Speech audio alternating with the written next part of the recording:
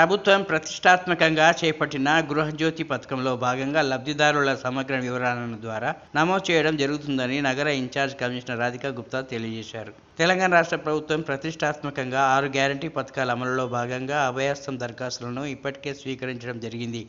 అందులో 2 గ్యారంటీలను విజయవంతంగా అమలు చేస్తున్న ప్రభుత్వం మరో 2 హామీలను నెరవేర్చే క్రమంలో గృహజ్యోతి పథకంలో భాగంగా రేషన్ కార్డు ఉన్న లబ్ధిదారులకు 500కే గ్యాస్ సిలిండర్ అందజేయాలని సంకల్పించడం జరిగింది.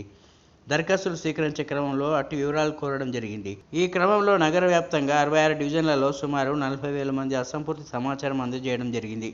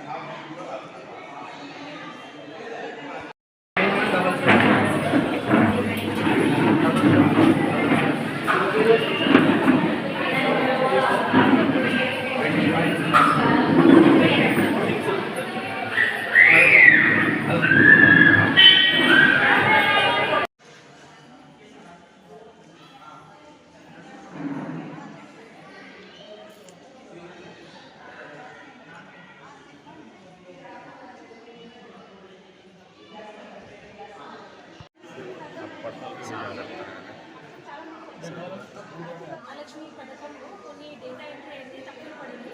ఆ డేటా ఎంట్రీ కోసం ఫీల్డ్ వెరిఫికేషన్ చేస్తున్నాం. సో దీంట్లో మనకి కొన్ని డేటా అయితే మన స్టేట్ నుంచి ఫీడ్ అయింది.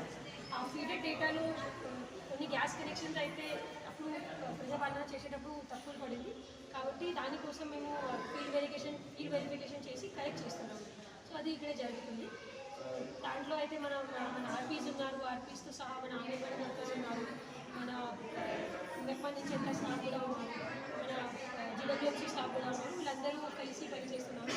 So we are AMC also, we are DC also. So మేము అందరూ కలిసి ఈరోజే రాత్రి వరకు అయితే కంప్లీట్ చేసేస్తున్నాము.